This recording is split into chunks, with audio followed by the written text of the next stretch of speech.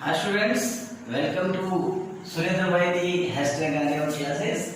देखिए कल हमने बायोलॉजी में एक टर्म पढ़ा था कि हम किस प्रकार से जो है उनका कैलकुलेशन कर सकते हैं टर्म्स का, जब हमारे पास में a प्लस बी की पावर n और a माइनस बी की पावर n जो है कंबाइंडली हो। ठीक है ना। आज जो हम पढ़ रहे हैं sum of coefficient in a binomial और पॉलिनोमियल। यदि हमें एक बाइनोमियल दिया गया है या एक पॉलिनोमियल दिया गया है तो उसमें उसके सभी कोएफिशिएंट्स का सम क्या होगा। बहुत ही सिंपल सी बात है। देखिए अगर हम इसे कैलकुलेटिव टर्म से लेकर के चलते हैं, देखिए हम क्या समझते हैं, इसको हम एक छोटा सा फॉर्मेट लेते हैं। a प्लस बी की पावर हमने दिया 2, सम ऑफ कोएफिशिएंट की बात है, चलो ध्यान से समझने की जरूरत है। देखिए हमने क्या निकाला, a प्लस बी हमारे दोनों वेरिएबल है, दो वेरिएबल है और यहाँ पे कोएफिशिएंट जो 1 और 1 है। ठीक है ना। अब देखिए इसे हम सॉल्व करते हैं a स्क्वायर, इसे हम सॉल्व करते हैं 2ab, इसे सॉल्व करते हैं b स्क्वायर। अब कोएफिशिएंट का सम क्या हुआ, 1 प्लस 2 प्लस 1 बराबर 4। ठीक है। अगर मान लीजिए हम इसे इस तरह से करें a plus b plus c का होल स्क्वायर। ठीक है। तो उस सिचुएशन में हमारे पास में क्या होता है, देखिए कोएफिशिएंट का सम क्या होता है, देखिए a स्क्वायर, ठीक है ना, b square c square, formula जब आता है, कोई प्रॉब्लम वाली बात नहीं है। 2ab 2bc 2ca। देखिए कोएफिशिएंट का सम कितना है, 1 1 1 2 2 2 बराबर 9। क्लियर। अगर मान लीजिए इसी टर्म को इस प्रकार से करते हैं a प्लस b की पावर होल क्यूब, तो देखिए कोएफिशिएंट का सम कितना आता है, देखिए a cube 3a square b 3ab square और ये b क्यूब 1 3 3 1, टोटल कितना हुआ 8। कोई प्रॉब्लम नहीं है। तो ये हमें पता है। अगर हम इन चीजों को थोड़ा ध्यान से देखें, गौर से देखें, तो देखो इसका कोएफिशिएंट 1 था, इसका 1 था, होल पावर 2 2 की पावर 2 4, इसका 1 था, इसका 1 था, इसका 1 होल पावर 2 3 की पावर 2 यानी 9, ये 3 स्क्वायर, इसका 1 था, इसका 1 था, 2 2 की पावर 3, सॉरी ये 2 की पावर 3 कितना है 8। क्लियर है, मेरी बात समझ में आ गई होगी। तो देखिए अगर हमें इस बाइनोमियल का क्या पूछा जाता है, कोएफिशिएंट पूछा जाता है, सम ऑफ कोएफिशिएंट, सॉरी यानी कि गुणांकों का योग, पूरी एक्सप्रेशन में गुणांकों का योग पूछा जाता है, तो हमारा आंसर क्या होगा 4 प्लस 5 की पावर 6 यानी कि 9 की पावर 6, हमारा आंसर आ गया। देखिए इसके लिए अगर हमसे पूछा जाता तो हमारा आंसर क्या होगा, 1 प्लस 1 माइनस 2 की पावर 3 बराबर क्या आएगा 0। इसकी कोएफिशिएंट का आंसर देखिए 2 माइनस 1 प्लस 3 की पावर क्या हो गया 5, 3 2 5 1 यानी 4 की पावर 5। That's it. इस तरह से हम किसी भी बाइनोमियल या पॉलिनोमियल एक्सप्रेशन जो है उसका क्या निकाल लेते हैं, सम ऑफ कोएफिशिएंट। पूरी सीरीज का कोएफिशिएंट यानी गुणांकों का योग क्या होगा, बढ़िया तरीके से हम इसे समझ सकते हैं। आप लोगों को समझ में आ गया होगा, क्योंकि इसमें कुछ भी भेद नहीं है, केवल ये तरीका आपको इसलिए बताया है ताकि आपको ये समझ में आया कि ट्रिक आया कहां से, हम इसे डायरेक्टली कैसे कैलकुलेट कर सकते हैं। अब हम लेते हैं दूसरी बात।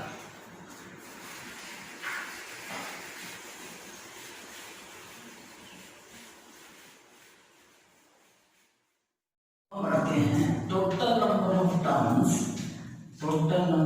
Terms in binomial expression. Binomial expression में टोटल नंबर ऑफ टर्म्स, इसमें हमारे पास दो बातें आती हैं। एक आता है सिंगल वेरिएबल यानी एक ही चर जिसके बारे में अभी हम पढ़ेंगे, जिसके एग्जांपल मैंने लिए। एक होता है डबल वेरिएबल या मल्टी वेरिएबल,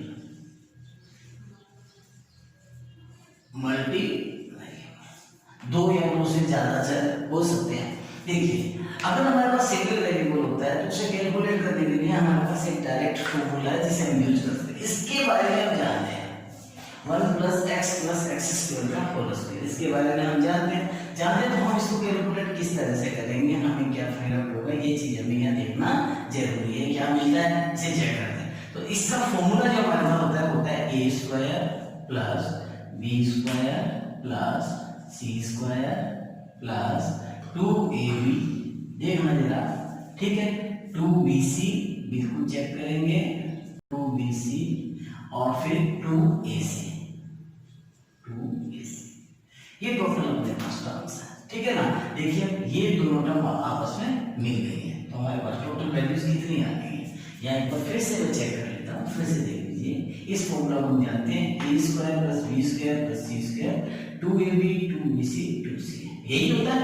देखिए a स्क्वायर, ये b स्क्वायर, ये c स्क्वायर, ये 2ab 2bc और 2c है, ये दोनों मिल गए। तो यहाँ टोटल टर्म हमारे पास कितने आ गए, 1 2 3 4 सब अलग अलग है, और ये एक्स स्क्वायर का 5 टर्म है, ठीक है। अब हमें निकालना है इसका फॉर्मूला। हमारे पास फॉर्मूला क्या अवेलेबल है, उसके अकॉर्डिंग हम इसे क्या करेंगे, सॉल्व करेंगे। सिंगल वेरिएबल के लिए हमारे पास जो फॉर्मूला है वो फॉर्मूला है n 2 से मल्टीपल हो गया, n कितना है हमारे पास में 2 है, 2 से मल्टीपल हो गया। तो यहां कुछ गड़बड़ तो नहीं है, एक बार फिर चेक करते हैं। 1 एक्स स्क्वायर एक्स की power 4 a plus a square b square c square, और यहाँ आ गया आपके पास में 2ab बिल्कुल सही है, 2bc बिल्कुल सही है, 2ca बिल्कुल सही है, कोई प्रॉब्लम नहीं है, दोनों में जो 5 बता रहे हैं। और यहाँ पर हमारे पास फॉर्मूला आता है n कितना है हमारे पास, n है 2, ठीक है। और उसके बाद हम जो कैलकुलेशन लेते हैं वो लेते हैं मल्टीपल के अंदर k माइनस 1, ओके। तो k जो है वो क्या है, नंबर ऑफ टर्म्स है, अंदर कितने टर्म्स है, और प्लस 1, ये फॉर्मूला लिखते हैं n लिखते हैं, ठीक है। तो n कितना हुआ आपका, n हुआ 2, k हुआ 3 माइनस a प्लस 1, टोटल पर 2 दूनी 4 प्लस 1 है 5, यानी इसको हम डायरेक्टली इस फॉर्मूला से कैलकुलेट कर सकते हैं। कितने पद होंगे सिंगल वेरिएबल के अंदर, n into k minus 1 plus 1 होंगे। देखिए अब यहाँ कितना, अब आप डायरेक्ट कर सकते हो, इसके बारे में पता था इसलिए मैंने इस फॉर्मूला को लिया यहाँ ताकि हमें पता लगे। अब यहाँ डायरेक्ट है, इसमें कितने पद होंगे अगर हमसे पूछा जाए तो क्या है आपके पास में 4 गुना k कितना है 3 माइनस 1 प्लस 1, यानी कि 8 प्लस 1 9 पद, ठीक है। इसमें अगर कैलकुलेट करते हैं तो हमारे पास कितना है 15, n है, k कितना है 3 माइनस 1 प्लस 1 यानी कि 31 पद। यहाँ कितना है 16, 3 माइनस 1 प्लस 1 यानी कि कितने पद आ गए 16 को 32 1 33 पद। अगर ये इक्वल यूं हो जाता है x स्क्वायर x क्यूब और इसकी पावर में अगर मान लो 15 हो जाता है ना, तो आपके पास कितना आता 15, 4 माइनस 1 प्लस 1 15 दिया 45 प्लस 1 है 46। तो समझ में आ गया, सिंगल वेरिएबल अगर होता है तो हम पदों की संख्या किस प्रकार से निकालते हैं। ओके, अब हम लेते हैं डबल वेरिएबल में हम पदों की संख्या कैसे याद करते हैं। तो ये नोट कर लेना, स्क्रीनशॉट ले लेना। अगर आप क्वेश्चन को चेक करना चाहते हो देखो नोटबुक के अंदर आप जो है वो फॉर्मूला नोट कर ले, सिंगल वेरिएबल होता है तो पदों की संख्या हम किस तरह से याद करते हैं, ठीक है। अब चलते हैं हम आगे। अब बात आती है मल्टी वेरिएबल की। मल्टी वेरिएबल का मतलब हो गया बाइनोमियल के अंदर वेरिएबल दोनों ही जो है क्या है अलग अलग। देखिए इसके लिए हमने लिया a प्लस बी की पावर n 2 की ली थी। अब ये a प्लस बी माइनस सी की पावर क्या ले लिया हमने 4 ले लिया। उसके बाद तीसरा a x plus Y minus 2z इसकी पावर क्या ले लिया 15 ले लिया। उसके बाद 1 minus X plus Y minus Z और इसकी पावर हमने ले लिया 100, ठीक है। अब हम कैसे कैलकुलेट करें, देखो मैंने सबसे पहले ये लिया ताकि जो चीज हमें आती है उसके बारे में जान सकते हैं। बाइनोमियल थ्योरम तो शुरू करते हैं, सबसे पहले करते हैं पदों की संख्या। बाइनोमियल यानी अंदर 2 अलग अलग चर हैं, ठीक है, और उसके ऊपर पावर n है, तो पदों की संख्या जो होती है वो होती है n प्लस 1। पदों की संख्या कितनी होती है n प्लस 1 होती है। लेकिन जैसे ही हम इसके अंदर कितने करते हैं 3 पद लेते हैं, तो 3 पद लेते हैं यानी अंदर वाले चर जो कितने हैं 3 है, तो उस स्थिति में इसे कैसे कैलकुलेट करेंगे। तो मैं 3 चरों के लिए इसे थोड़ा कैलकुलेट करके फॉर्मूला लगाकर आपको बताता हूं, ठीक है। जैसे मान लो मैंने लिया a plus b plus c तीनों चर हैं ये दो, ठीक है। इसे कैसे कैलकुलेट करते हैं, तो इसके बाद अपने पास क्या है a square b square c 2ab 2bc 2ca। कोई भी पद किसी में इंटरमिनल नहीं होगा। टोटल पदों की संख्या कितनी है? 6। कितनी है टोटल पदों की संख्या? 6। अब मैं ये कहता हूं मेरे पास यहाँ 3 है, यहाँ कितना है मेरे पास में? 3 है। तो मैं यहाँ जितना मेरे पास k है उससे एक कम बार पदों को क्या करूंगा? लिखूंगा। और n मेरे पास कितना है? 2। तो मैं क्या लिखूंगा? देखो फॉर्मूला बना लिया उसका n+1 और दूसरा बार ये मैंने n+2 और अपॉन में ये है तो ये कर दिया मैंने 2 फैक्टोरियल।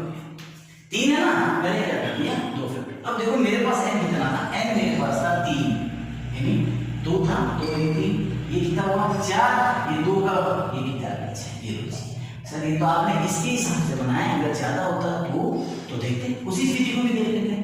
मान लिया मैंने ले लिया a + b + c का होल पावर 4, मान ये ले लिया। अब मैं इसे सोल्व करूंगा तो टोटल पदों की संख्या निकालूंगा, है ना। देखिए उसे कैलकुलेट कर, चीजें समझ में आना जरूरी है, थोड़ा वक्त लगे, चीजों को समझना जरूरी है। पहला आ गया अपने पास में 4c0, मैंने वो a + b की पावर 4 ले लिया, इसको सेम ले लिया, इसको अलग ले लिया। दूसरा आ गया 4c1 a + b की पावर कितना आ गया? 3, c की पावर 1 आ गया। अब 4c2 a + b की पावर कितना आ गया मेरे पास में? 2, है ना, 4 - 2 और c² आ गया। अब 4c3 आ गया, a + b की पावर 1 आ गया, n - आधा होता है, c3 हो गया और ये आ गया 4c4 और ये आ गया a + b की पावर 0 और c की पावर 4। पद कितने पूरे अपने यहाँ देखते हैं, सभी अलग अलग है, कोई भी पद कंबाइन नहीं हो, समान नहीं हो, तो अपने क्या करते हैं यहाँ पर बताते हैं n+1, यानी 5 पद आते हैं प्लस, ठीक है। यहाँ पर बताते हैं n+1 डबल है, बाकी तो गुना ही होना, कुछ होना नहीं। तो यहाँ से पद कितने आ गए अपने? 4c1 है ना, तो ये तो मल्टीपल भी आना है, तो यहाँ से आपके पास पद कितने आ गए? ये आ गए 4। यहाँ से पद आपने निकाले, यहाँ से पद आपके पास कितने आ गए? 3 पद, ठीक है। यहाँ से पद निकाले, यहाँ से पद कितने आ गए? 2 पद और यहाँ से आ गया 1 पद। टोटल पद कितने हो गए? 15। टोटल पद कितने हो गए? 15। 4c0 से हमने अलग अलग वेरिएबल से पद निकाले, टोटल पद कितने हो गए? 15। अब मैं फॉर्मूला से अपने पास कौन सा यही वाला लगाने की कोशिश करता हूँ। n की जगह 4 है + 1, 4 + 2, अंदर वेरिएबल कितने हैं मेरे पास में? देखिए अंदर वेरिएबल है 3, तो मैं कितनी बार लिखूंगा? 3 वेरिएबल कितनी बार लिखूंगा? 2 बार। और नीचे फैक्टोरियल किसका आएगा? 2 का। किसका फैक्टोरियल आएगा? 2 का फैक्टोरियल। मेरे पास कितना है? 5 × 6/2। देखिए इसका मतलब साफ साफ हो गया क्या? इसका मतलब हो गया कि यदि आपके पास मल्टी वेरिएबल का कोई भी पॉलिनोमियल या बाइनोमियल होता है तो पदों की संख्या निकालने के लिए मैं इसको मिटाऊंगा, आपको एकदम क्लियर शॉर्ट में लिख के देता हूं ताकि आप स्क्रीनशॉट ले लें या नोट कर लें। पदों की संख्या निकालने के लिए आप क्या लेंगे? n+1 n+2 और कहां तक जाएंगे? यहां जाएंगे k-1 बार या पद। k क्या है ये मैं आपको लिख के बताऊंगा, अपॉन में k-1 फैक्टोरियल, ठीक है। और यहां k जो है वो है डिफरेंट वेरिएबल इन पॉलिनोमियल। यहाँ डिफरेंट वेरिएबल से मतलब जो है वो भी ध्यान से कर लेना। अगर आपके पास 1 + x आया है तो 1 और x दोनों ही वेरिएबल काउंट होते हैं। ये डिफरेंट वेरिएबल के लिए ध्यान से आपको समझने की जरूरत है। अब एक बार अपने इस क्वेश्चन को अपने अप्लाई करते तो हमें पता लगे क्या आंसर आएगा। देखो मैंने क्या लिया n+1, ये क्या है? 4 ये n जो है वो क्या है? हायर डिग्री जो दे रखा है, जो पावर दे रखा हुआ है n 4 है, ठीक है। मैंने लिया 4 + 1, अंदर कितना है? 1 2 3 दिया, अंदर कितना दिया? 1 2 3, 3 की वैल्यू क्या है? k है, k कितना है? 3। तो देखिए इसमें n कितना हुआ? 4, k कितना हुआ? 3। क्लियर? फॉर्मूला अप्लाई किया है तो मुझे क्या मिला? देखो फॉर्मूला मुझे क्या मिला? फॉर्मूला मुझे 4 + 1 4 + 2, k-1 टाइम कर लेना, तो k-1 2 बार लेना है और नीचे k-1 2 फैक्टोरियल आ गया और मेरे पास मतलब कितनी आ गई? 15। इसको लेने की कोशिश करता हूं। यहां देखिए मेरे पास क्या आता है, समझिए, इसको क्लियर करते हैं। तो मेरे पास क्या आया? देखो एक आया मेरे पास में 15 + 1, दूसरा आया मेरे पास 15 + 2 और बटे में मेरे पास अगर 1 2 3 है तो मेरे पास 2 फैक्टोरियल आ गया। मैंने इसे कैलकुलेट किया, मुझे क्या मिला 16 16 का 8 हो गया, 2 से कैंसिल हो गया, इनटू 15 2 17 17 8 कितना हो गया 136। ये लीजिए ये 136 पद होंगे। यहाँ पे मेरे पास वेरिएबल कितने हैं 4 है, तो मैं क्या करूंगा n मतलब कितना हुआ 16 प्लस 1 16 प्लस 2 16 प्लस 3 3 बार लिखूंगा और अपॉन में 3 फैक्टोरियल। क्लियर है बात, समझ में आ रही है नहीं आ रही? तो ये 16 ये 17 आ गया, 16 तो 18 3 फैक्टोरियल से घटा 3 आ गया और ये 16 3 क्या हो गया 19। तीनों का मल्टीपल कर लीजिए, पदों की संख्या आपको क्या होगी प्राप्त होगी।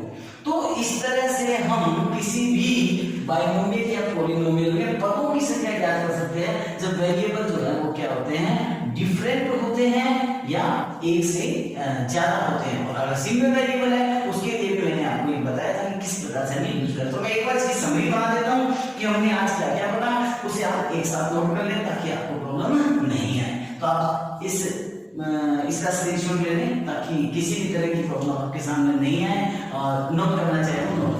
तो हमने जो पढ़ा उसके लिए क्या था, सीधा फॉर्मूला हमें क्या समझना चाहिए।